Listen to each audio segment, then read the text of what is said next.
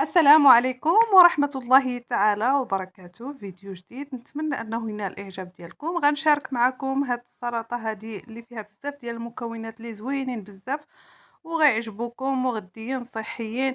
أي وحدة بغات تبدا الريجيم ديالها وصعاب عليها شنو دير، أول حاجة تفكر في الشلايض وتفكر أنها تنوع في الشلايض وتدخل مكونات في الشلايض ديالها. والبدائل الصحية دائما كما تعودنا في الفيديوهات اللي ركزت بزاف على الأكل الصحي. أول حاجة سيد السلطات اللي هو الخس، كنغسلوه مزيان وكنشفوه ومن بعد كنقطعوه. كنحاول نصغر القطع باش يسهل في الأكل، ما نخليوهمش قطع كبيرة. كذلك الخيار مهم بزاف للشلاضة وراكم عارفين القيمة الغذائية ديالو. غادي نضيف واحد البصيله صغيره لقيتها دابا عندنا ديال البصله الخضاريه اللي كتجي بزاف مع الشلايض. اي برنامج غذائي صحي، الواحد خصو يركز على الشلاضه، لان الشلاضه بالمكونات ديالها وبالالياف ديالها كتعطينا اولا كتعطينا فرصه للجهاز الهضمي انه يعني ما يدخلش اي حاجه. كندخلو بشويه بشويه كنمهدو للجهاز الهضمي الماكله اللي جايه. انا هنا واخا غادي نديرها شلاضه غنديرها بحال غنقولوا وجبه كامله، يعني غيكون فيها البروتينات ديالها والدهون ديالها والكربوهيدرات اللي فيها كلها صحيه. هنايا خديت واحد شويه ديال طوماط سوريس، طماطم صغيره، كنقطعها هكايا على ثلاثة، تقريبا على ثلاثة باش المهم كتسهل. ما بغيتش نخليهم كبار، ما بغيتش نصغرهم. غندوز نحضر معكم الصلصه. هاد الصلصه تجي رائعه وزوينه، نتمنى انكم تجربوها. هنا عندي جبن بيرلي اولا ياغورت بدون سكر، يعني اي ياغورت. هنا عندي الطحينه، كتعرفوا الطحينه يعني كتكون من الزنجلان. والقيمة الغذائية د الزنجلان مهمة بزاف، لا من ناحية ديال الدهون لا من ناحية المعادن اللي تيتكون منها، والمذاق زوين بزاف كيتواتى مع هاد الصلصة هادي.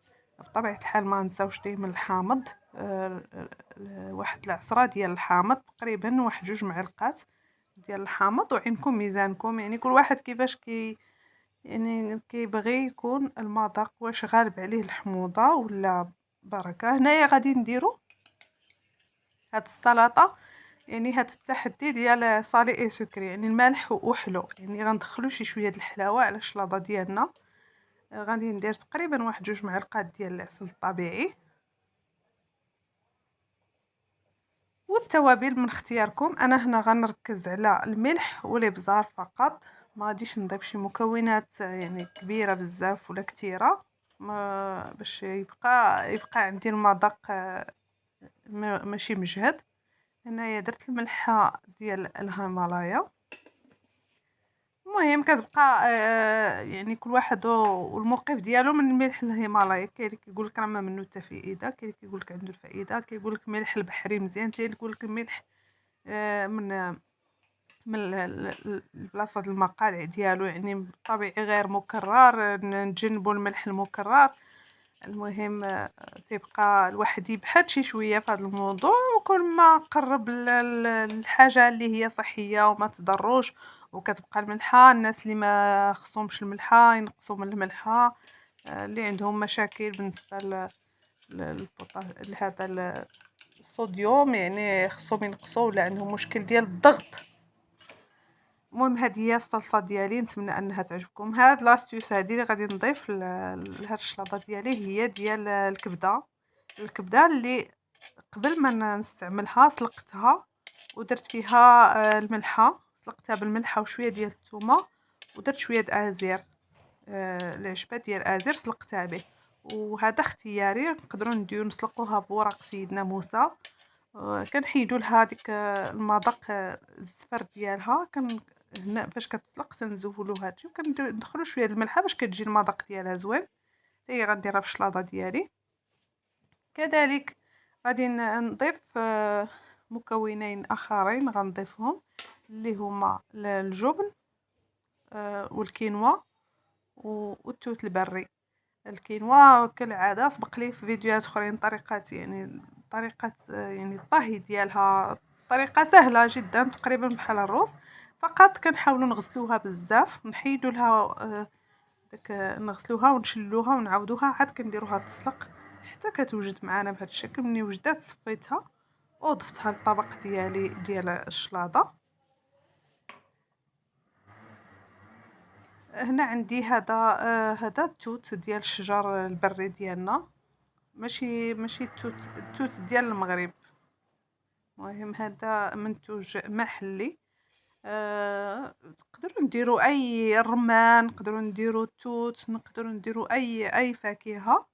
وكذلك المكسرات، هاد الاضافات كلها تتجي مع الشلايض. يعني اللي بغى يركز في الغذاء الصحي ديالو، في نظري انا يركز على الشلايض. فعلا تنتشاو مجموعه ديال الاطباق، وخصوصا حنا المطبخ المغربي ديالنا غني بالاطباق بالطويجنات، بالاطباق اللي مميزه. هذا قبل ما نكمل الحديث ديالي، هذا الجبن لو بغي، حتى هو زوين بزاف وغني بالمكونات ديالو. ما تخافوش زعما ماشي السعرات ديالو ماشي طالعه بزاف، يعني الكربوهيدرات ناقصه فيه شي شويه.